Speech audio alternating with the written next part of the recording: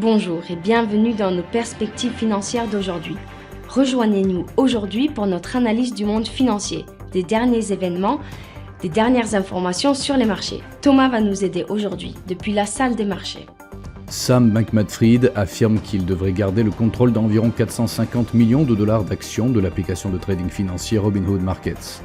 Dans les années précédant le Covid, la Chine était la plus importante source de voyageurs internationaux au monde. Ses 155 millions de touristes ont dépensé plus d'un quart de trillion de dollars hors de ses frontières en 2019. Ce nombre a chuté de 95% pendant les années Covid, mais il se redressera en 2023.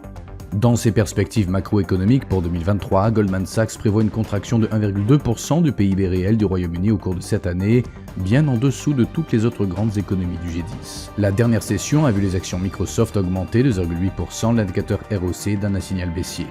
La paire euro-dollar s'est échangée latéralement lors de la dernière session, l'indicateur ROC d'un signal haussier.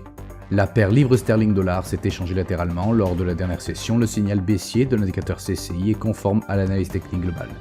La paire dollar australien, dollar américain s'est échangée latéralement lors de la dernière session, l'indicateur stochastique indique un mouvement baissier. La vente aux enchères des obligations à 3 mois aux États-Unis sera publiée à 16h30 GMT, la vente aux enchères des obligations à 6 mois aux États-Unis à 16h30 GMT, l'indice des prix à la consommation de Tokyo pour le Japon à 23h30 GMT, les dépenses globales des ménages du Japon seront publiées à 23h30 GMT, le compte courant de la France à 7h45 GMT, les positions nettes NC de la CFTC pour la Grande-Bretagne à 20h30 GMT. Nous espérons que vous avez apprécié nos perspectives du marché d'aujourd'hui. De la part de toute l'équipe, nous vous souhaitons une journée de trading productive. N'oubliez pas de nous rejoindre la prochaine fois pour toutes nos analyses des derniers événements et nouvelles sur les marchés financiers.